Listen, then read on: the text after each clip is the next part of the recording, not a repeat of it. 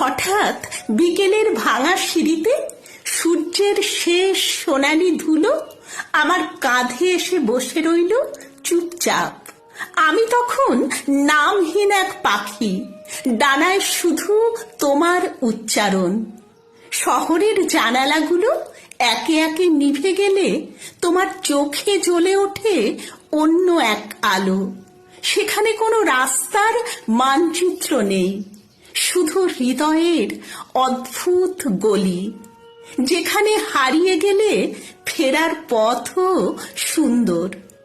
তোমার নীরবতা আমার সবচেয়ে দীর্ঘ কবিতা, অক্ষরহীন অথচ অনন্ত, যেন রাতের আকাশে অদৃশ্য নক্ষত্রেরা গোপনে লিখছে প্রতিশ্রুতি।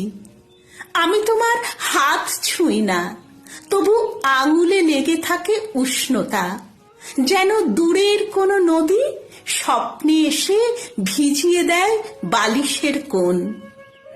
ভালোবাসা দিবস আজ, কিন্তু ভালোবাসা তো ক্যালেন্ডারের তারিখ নয়। এ এক অনির্দিষ্ট ভোর, যেখানে তুমি আর আমি দুজনেই আলো হয়ে জেগে থাকি অলিখিত কোনো চিরকালের ভিতরে।